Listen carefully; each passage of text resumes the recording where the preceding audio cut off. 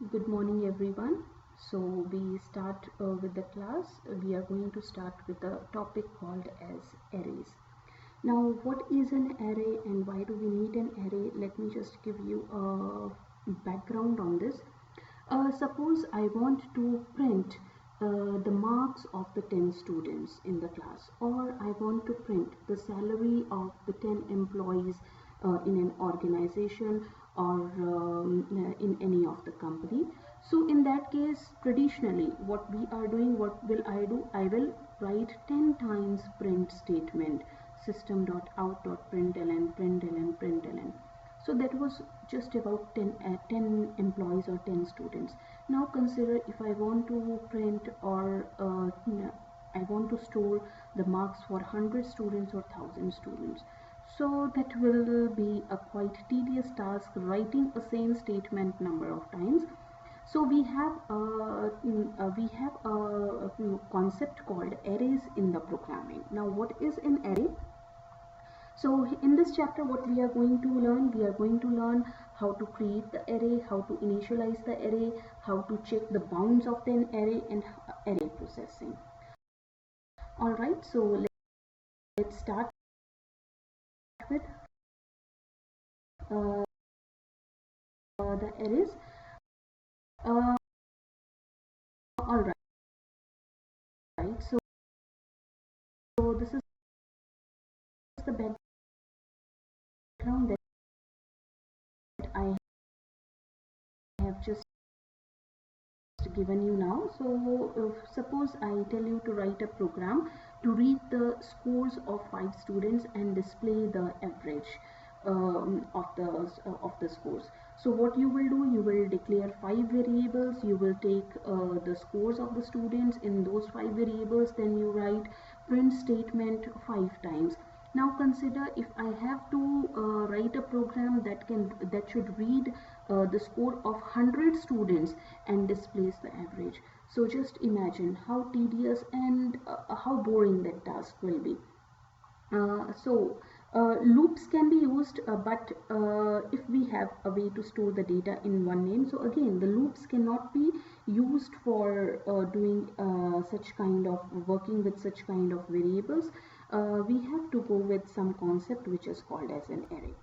So what is an array?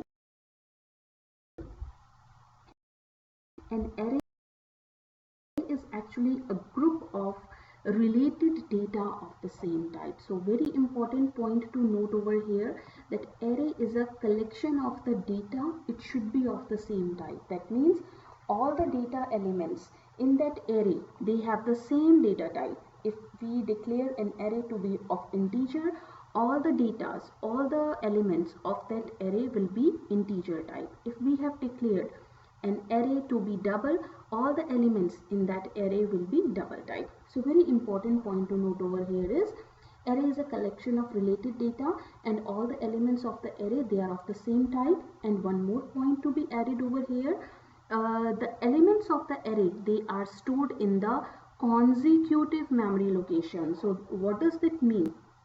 Suppose this is a memory, right? So suppose I have declared an array having 3 elements.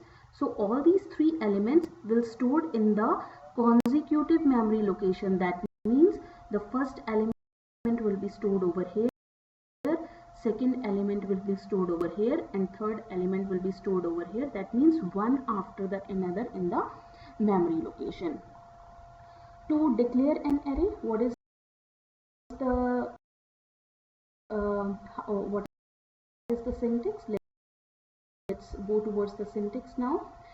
Syntax is first of all type followed by square brackets, then name of the array, new type followed by the size. Now size is how many elements you want in the array, then we terminate the statement using the semicolon.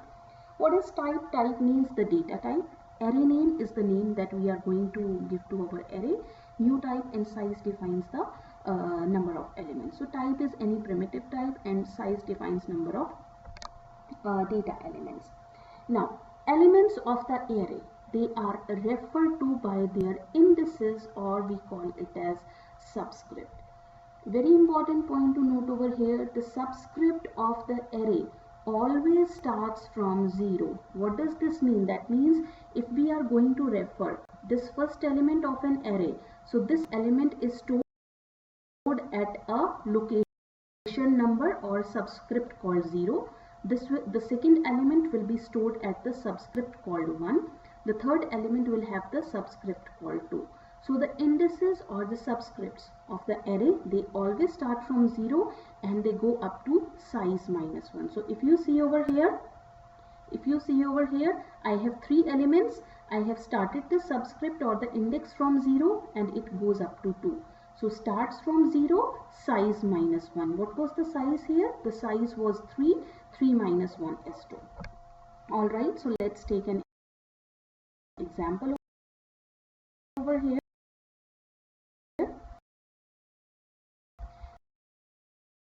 Let's see the example over here.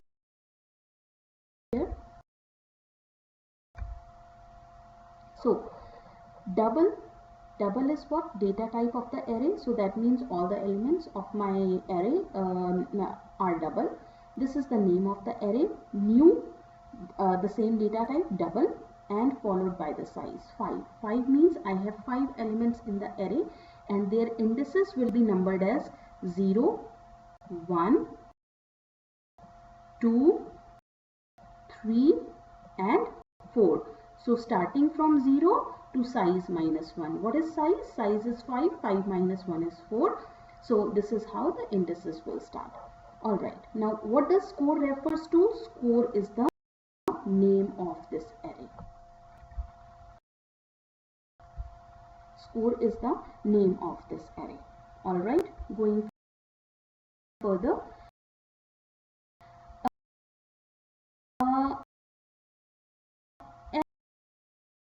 Array elements. Array elements are just like the normal variables. So for example, if I want to score the element at a location number 3, if I go back,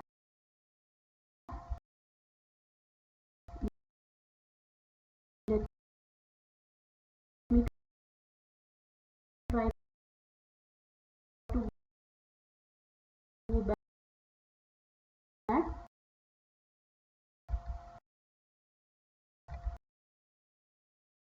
Let's check over there. Now if I want to store an element, a data in the location number 0, so what I can write?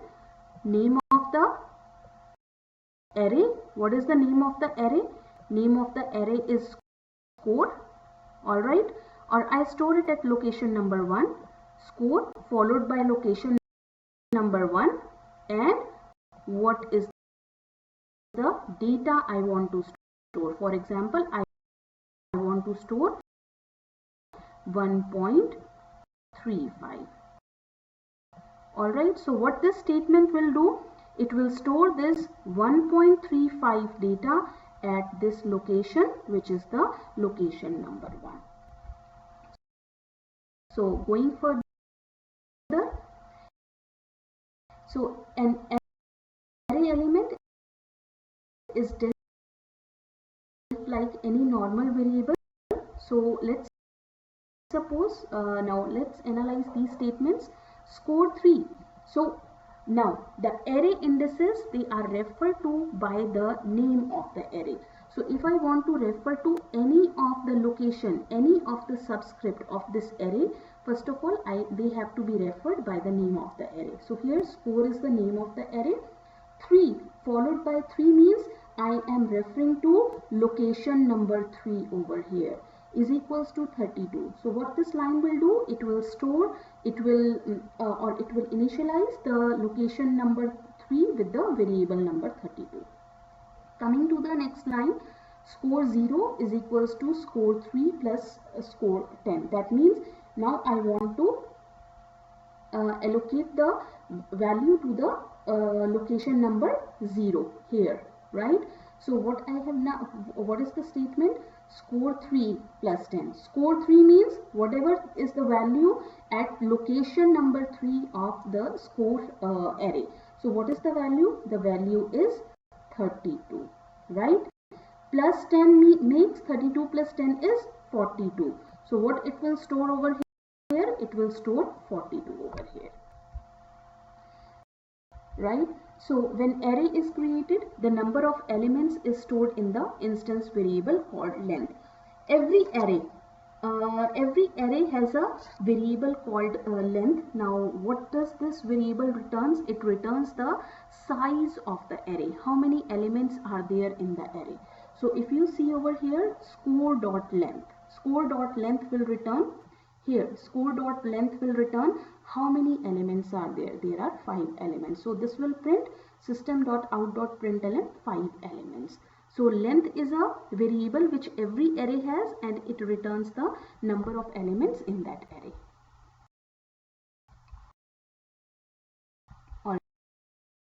Alright, so the output will be score system.out.println score array contains score.length. This variable will return the number of elements in the array. How many elements? 5 elements.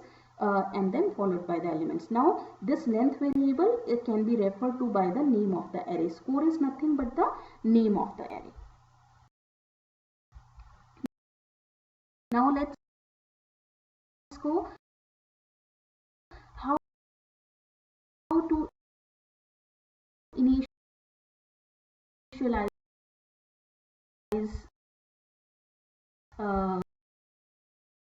the elements of the array. Normally we use the for loop to initialize the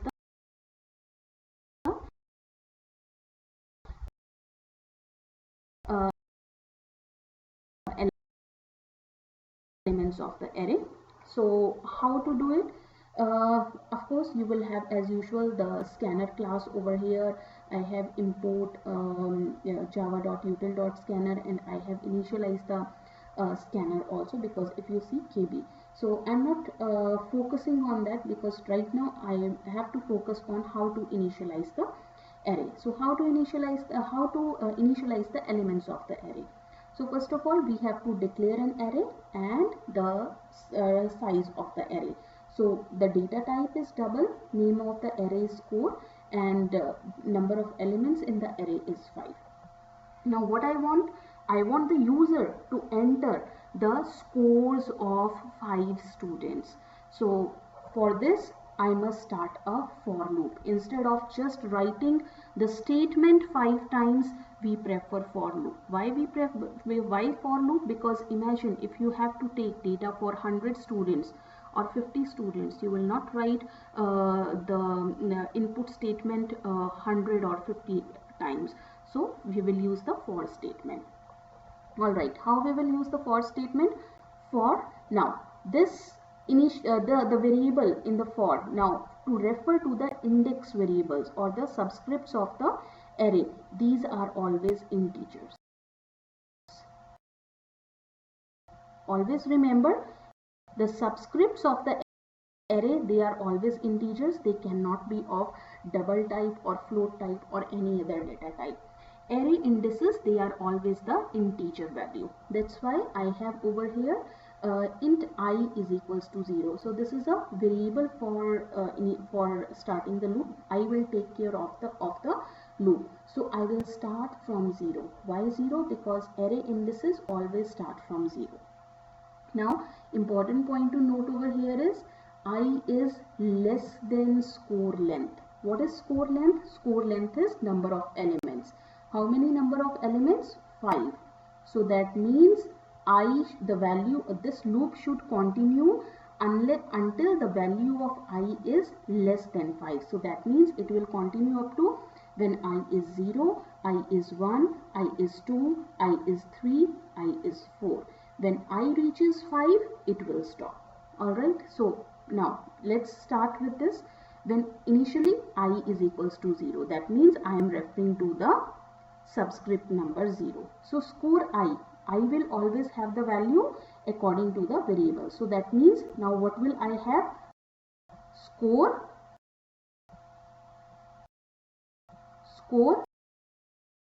0 over here. I have 0 over here. So score 0 is equals to kb dot next double. So now at this point, what user will enter? Whatever the value user enters. For example, the user enters the value 80, it will be stored in the location number 0. After it is initialized, the location number 0 is initialized, what will be the next? I will be incremented. So what is I now? 1. Is I less than equal to score dot length? No, how many elements? 5. Is 1 less than 5? Yes, 1 is less than 5. So now at location number 1, right? Now for the location number 1, user will enter some value that will be stored at location number 1. Now I is incremented. What is I? I is 2. Is I less than 5? Yes, I is less than 5. So user again enters a value. It is stored at location number 2. I is incremented. I becomes 3 now. Is 3 less than 5? Yes, 3 is less than 5. So for location number 3, user enters this value. User enters value 100 and it gets stored over here. I is incremented. I becomes 4. Is 4 less than 5? Yes, 4 is less than 5. So user enters a value and it is stored at location number 4. I is incremented now. I becomes 5. Is 5 less than 5? No. So at this point, now the loop will stop. So an important point to note over here, which we have discussed in the previous slides, array indices always start from 0 up to size minus 1. What was the size for our array? 5. 5 minus 1 is 4. So up to the last index of the array will be size minus 1. 5 minus 1 is 4. Alright. So continuing to the next.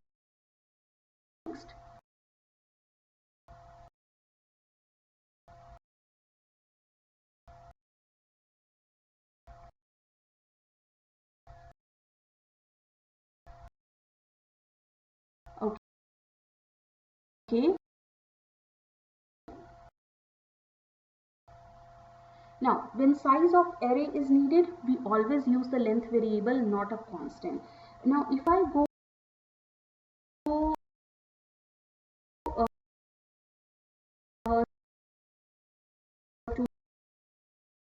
the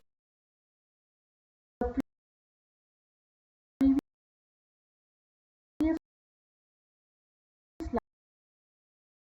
slide,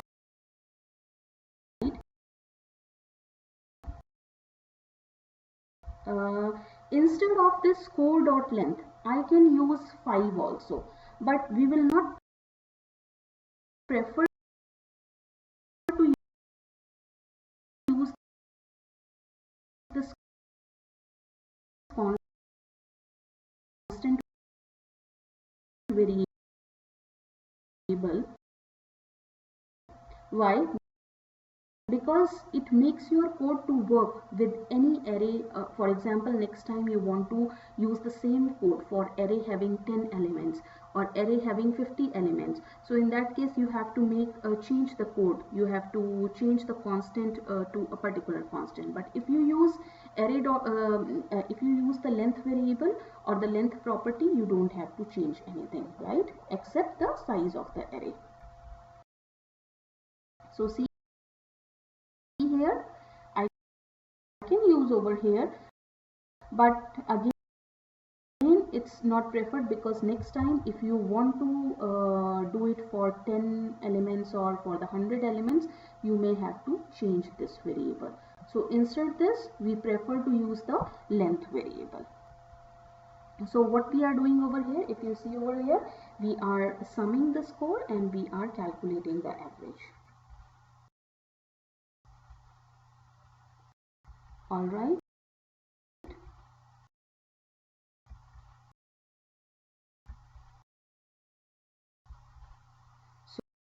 instead of 5, we will prefer to have score dot length or the length variable. In this case, no change will be required.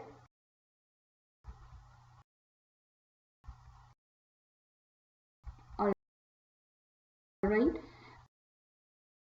Array can also be created and initialized at the same time by the initializer list.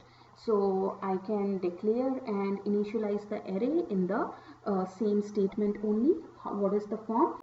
Type followed by square brackets, name of the array is equals to, then these are the curly brackets, we write the values and the values are separated by comma, and finally we close the curly braces and at the end is semicolon. So if you see over here, double data type followed by square brackets, name of the array is equals to followed by number of elements of the array. So there are 5 elements. All the elements, they are separated by comma. So in this case, what will happen? An array called score will be created. Subscript 0 will be initialized with value 80. Subscript 1 will be initialized with value 99.9. Subscript 2 will be initialized with value 75. Subscript 3 will be initialized with value 100. Subscript 4 will be initialized with value 85.5.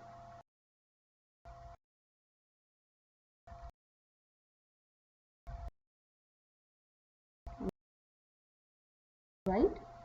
All right.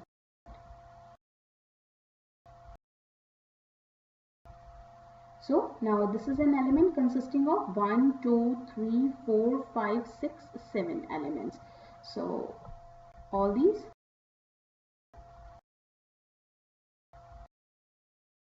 right. So it will initialize. This is a element consisting of array consisting of 7 elements.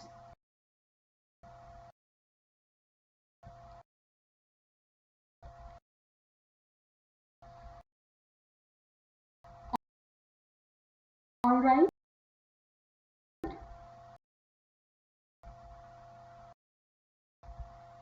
Unlike previous way of declaring array, initializer list is only used to create and initialize the array at the same time. So if we want to initialize the array, it can be initialized in one single statement only.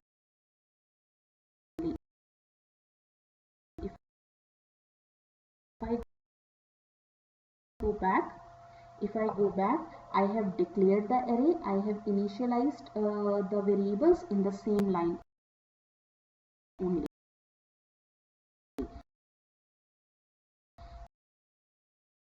Now,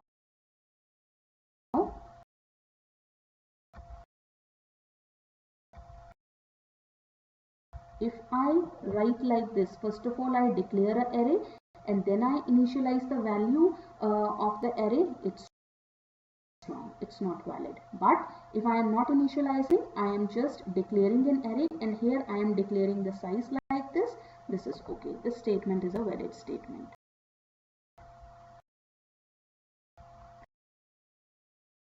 Checking the bounds. Bounds means the size of the array,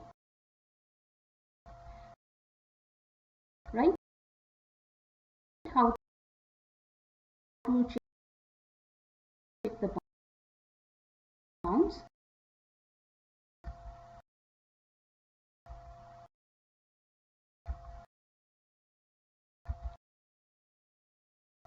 All right. How to check the bounds? So an element index must be in the bounds. That means it must lie in the boundary of the array.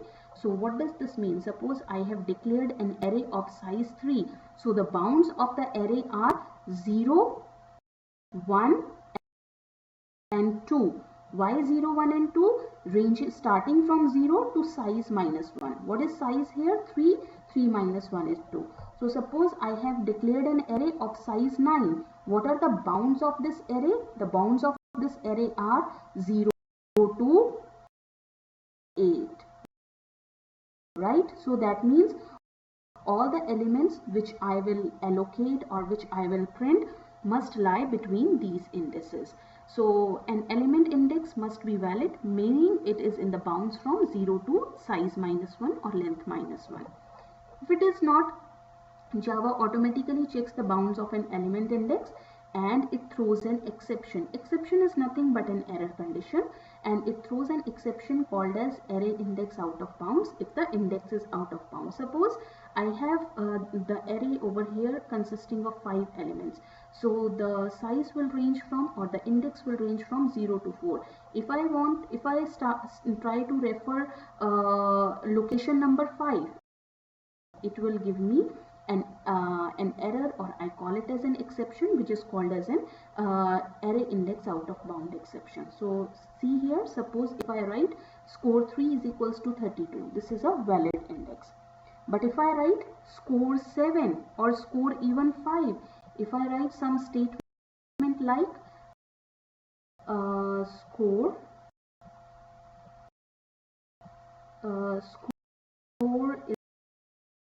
is equals to score 5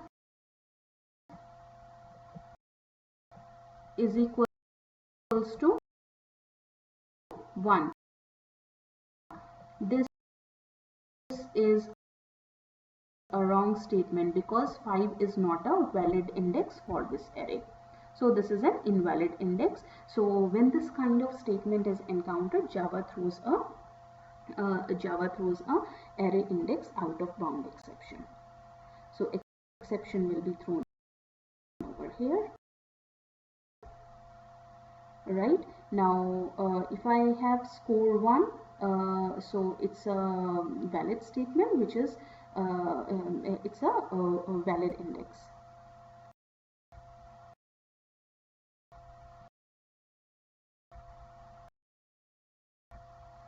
All right.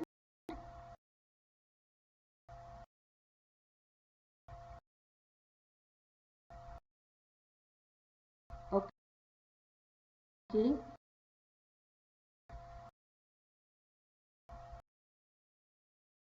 Fine. Now let's check this statement. Let's check this program. Alright, so what has been done over here? It's an example showing off by one error loop, and it will also produce an exception. Why exception? Let's understand this. So the array elements are double. Name of the array is S and the size of the array is 5 here. So what I am doing, we are in this program, we are taking the scores of 5 students from the user. So I is equals to 0. What I have done, I is less than equal to s dot length, right? So if you have seen the previous example, this equal to was not used over there. So let's see how the program will iterate, or how the program will operate.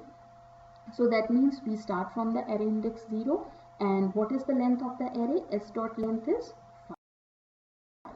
Alright. So now the for loop will start. User will enter the first value at S0. When I is equals to 0, user enters the first value. It is stored here, right? Now variable I is incremented.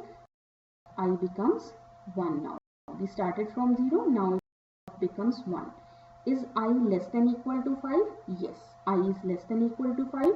User enters another value. It is stored over here. I is incremented. I becomes 2. Is I less than equal to 5? Yes. I is less than equal to 5. So user enters another value. It is stored over here. Right? I is incremented. I becomes 3. Right? So 3 is less than equal to 5. Yes. 3 is less than equal to 5. User enters another value. It is stored in the subscript number 3. Now I becomes 4. Is 4 less than equal to 5? Yes. 4 is less than equal to 5. Alright, so user enters the value and it gets stored at this location. Now I gets incremented 5, right? Is 5 less than equal to 5? Yes, still less than equal to 5. User enters another value. Now where it should be stored, because array does not have any index number 5. So at this point also your program will throw an exception. So exception will be thrown over here. So this is called as checking the bounds of the array. So I have always to write the elements or print the elements in the bounds of the array. All right.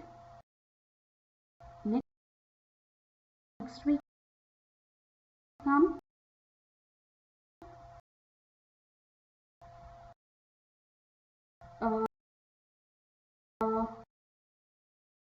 how to the processing of the array, how to process the array. So array are objects actually. Now what are objects we will study in detail when we come to the concept of classes and objects in I think few weeks after, maybe 1 or 2 weeks after.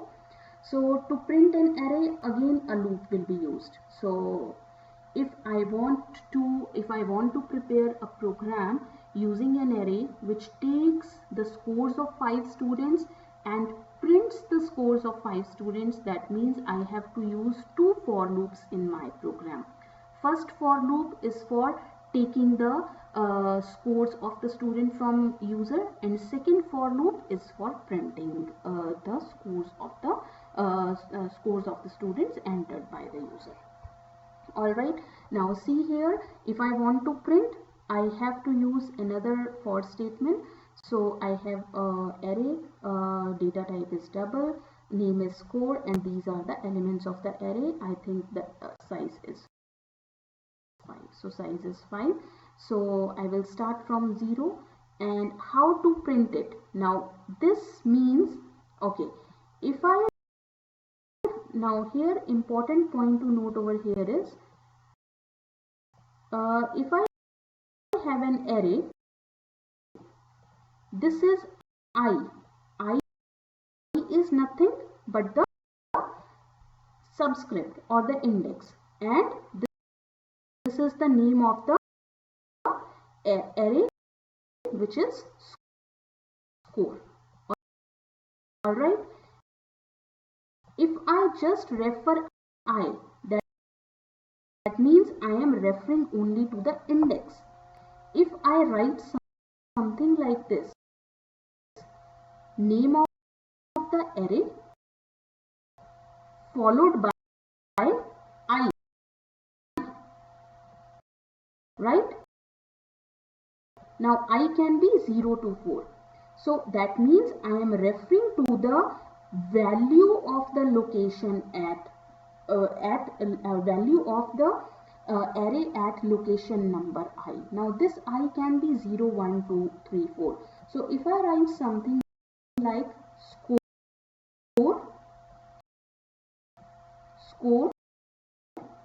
0, something like this, score 0, that means I am referring to this memory location. This is location number 0, this is 1, this is 2, this is 3, this is 4. So if I just write I, that means it will just print the index number or the subscript number.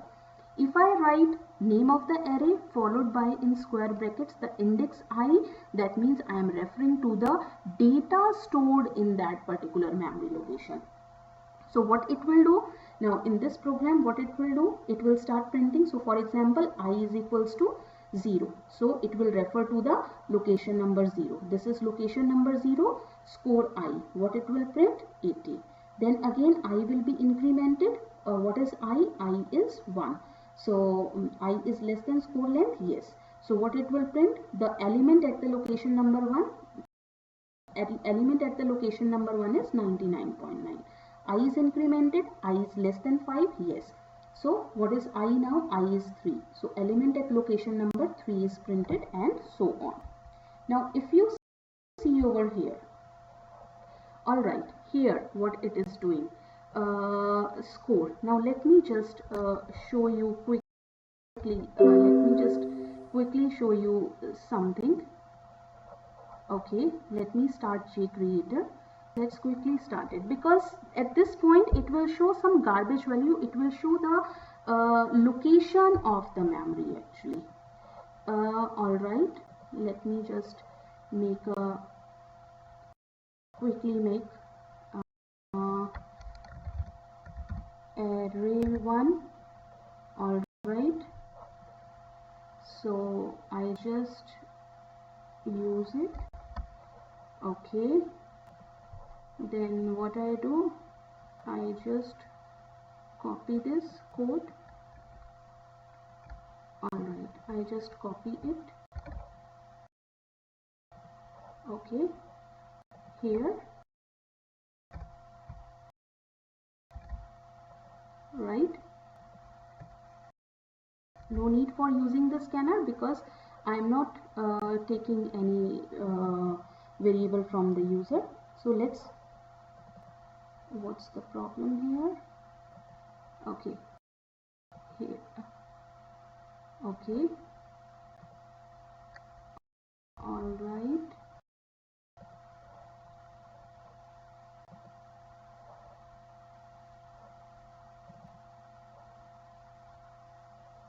oh, what's the problem here? Let me just check it.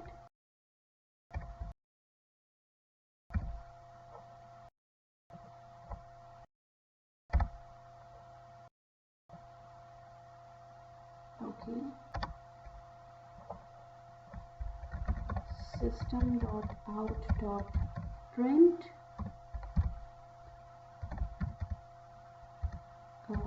score I. All right, let me just print it.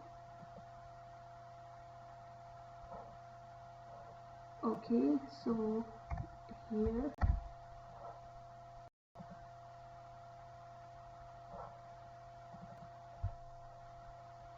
alright, I have one more error over here still. Alright, so what it will print? It will print the elements 80, 99. Alright, it is printing 80, 99, all the elements. Okay, let me just do it with the tab, with the spacing I can do it. Okay,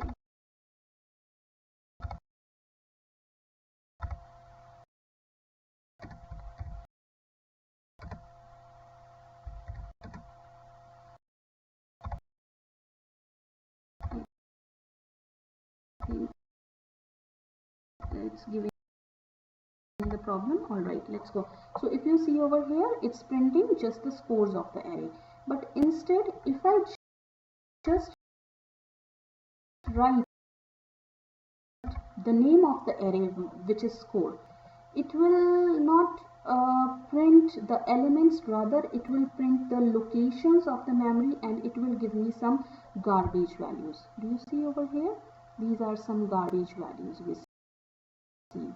Alright, so score will print, it will not give me the desired output, rather it will print the locations of the memory, which can be some garbage values.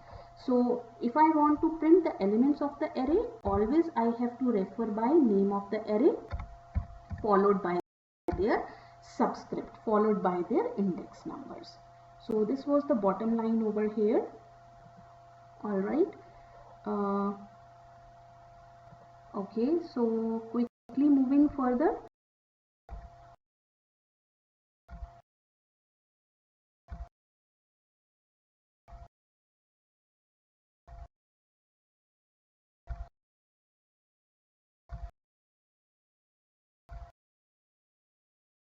Okay, so quickly moving further.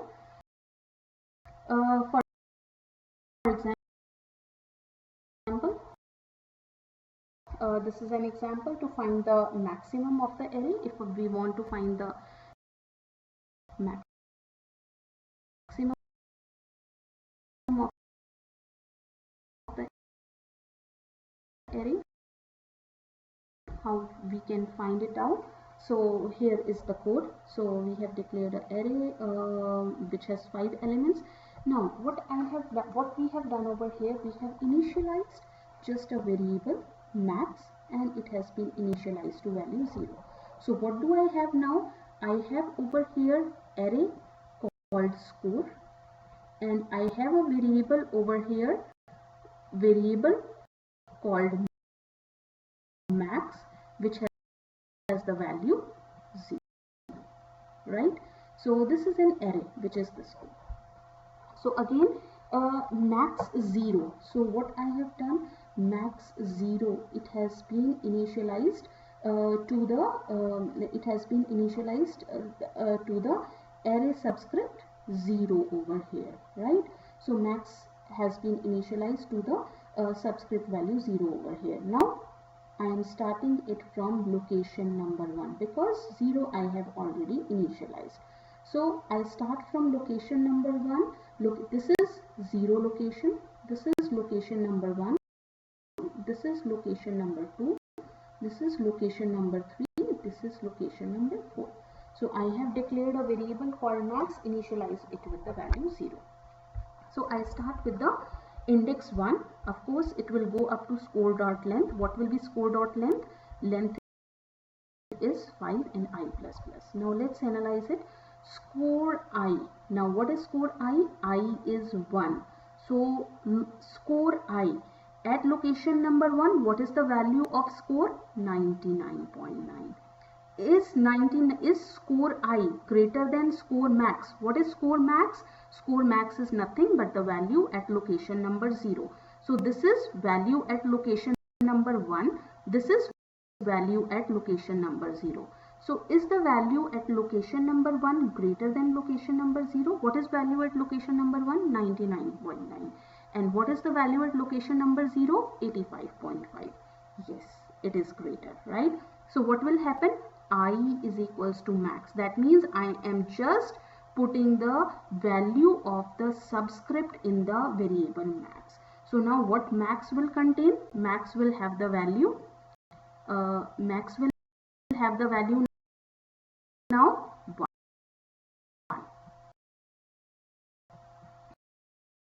Right? I is incremented. Now I is incremented to 2. Is 2 less than 5? Yes.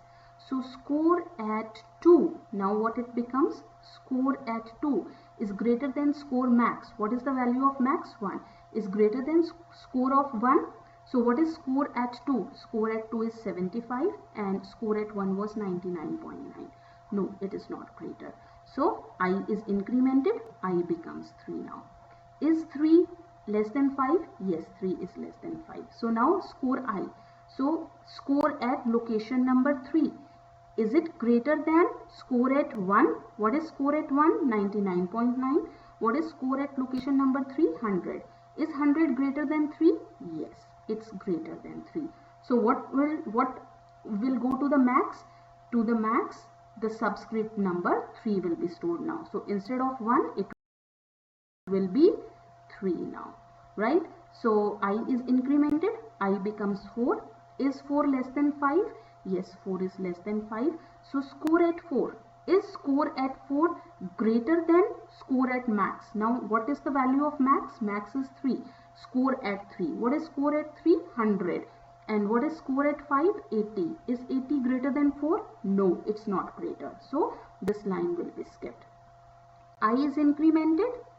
I becomes 5. Is 5 less than 5? No, I is not less than 5. So the control comes out of this loop. What it will print? System.out.println. The maximum is at index plus max. What is the value?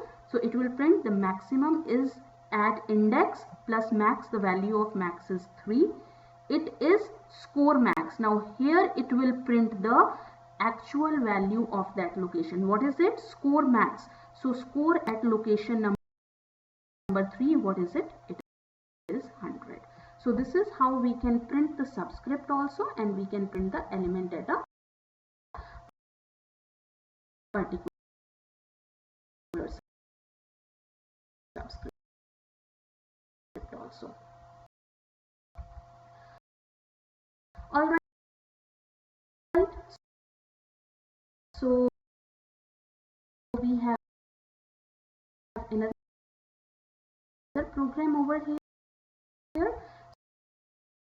Suppose we want to search for an element.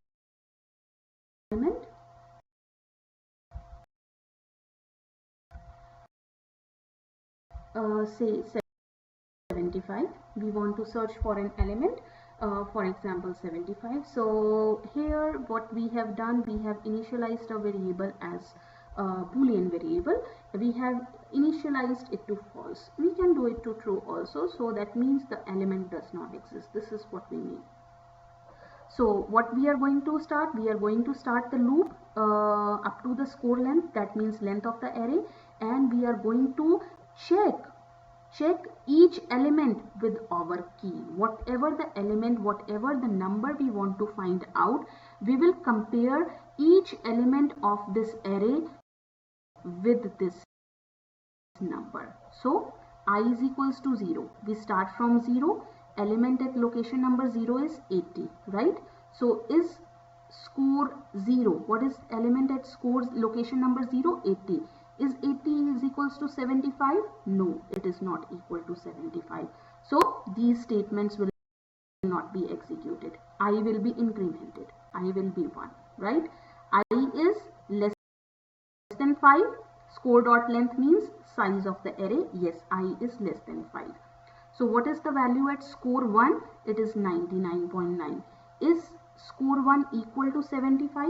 No, it's not equal.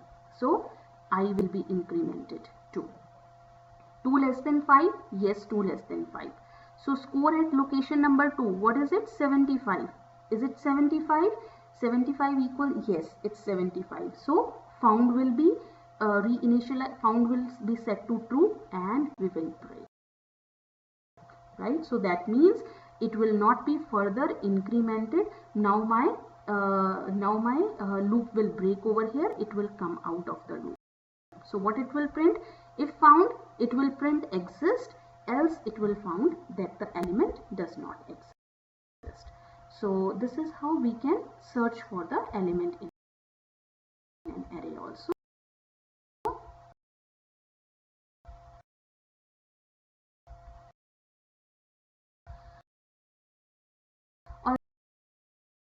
Alright.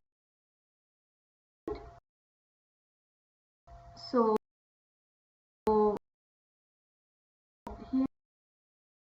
here we have something again called one more concept. So assignment operator. All right, so we have declared an array score 1, we have initialized, we have declared an array score 2 over here, but still we have not initialized the elements over here. In the third line, what we are doing, score 1 is equals to score 2. That means score 2 refers to the same memory location or the same array where the score 1 refers to. So score 2 will also store the same elements of the array.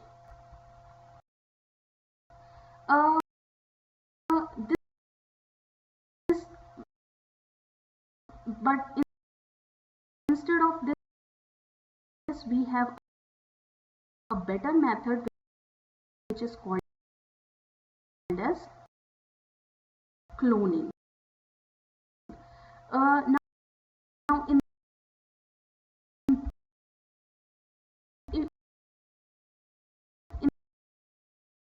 the previous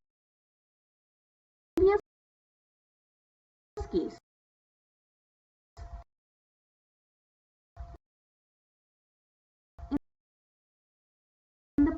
case, now score2 array will refer to that particular memory object, or that object only, that particular memory locations only.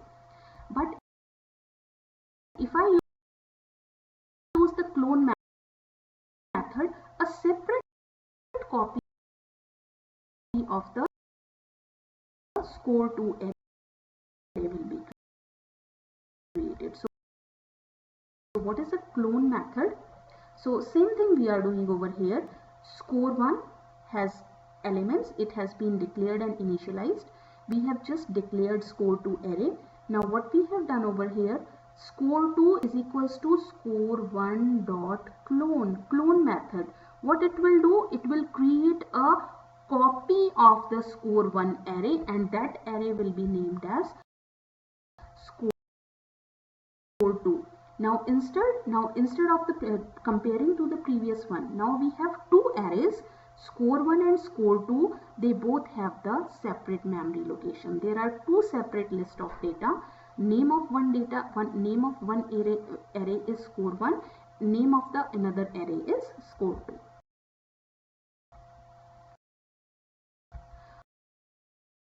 All right. If we want to check for the elements of the array, whether they are equal or not. Alright, to test if two arrays are equal, right? First of all, we will check if their size is equal, if they are equal in size or equal in length. If they are equal in length, then we will check if they have the same elements or not. So first of all, we have to check whether the array has same length, same size or not. If the length is same, then we will check the array elements one by one. We will compare the elements of first array with the second array, so that we can come to know that the arrays have similar elements. So each element in one array is equal to the corresponding element in another array. So what we have done, we have initialized a variable are equal. It's a boolean variable, and we have initialized it to true. True means that they are same arrays, right? We can do it false also, but initially we believe that let's assume that the arrays are equal. So going to the second line, score1 dot length. If score1 dot length is not equal to score dot length, right? If score1 dot length is not equal to score dot length, then this variable r equal is set to false, is equals to false. That means their length is not equal. Then r equal becomes false. That means the length of the elements are equal. So if their score1 dot length is not equal to length, is not equal to score2 dot length, then we said r equal is false. That means they are not equal. Else, if they are equal, now what are we going to do? We are going to compare each and every element. So we will start from I is equals to 0, score1 dot length. We can do it score2 dot length also. Now the aim is to compare each element of the array. So we can make it over here score2 dot length also. So what are we going to do over here? We are comparing each element now. So score1 I, that means I is now 0.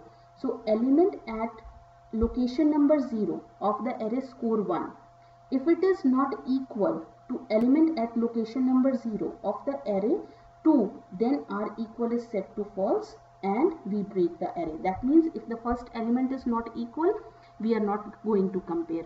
But if it is equal, then we will keep on comparing the elements. So if the elements are not equal, that means we assume that the arrays are not equal.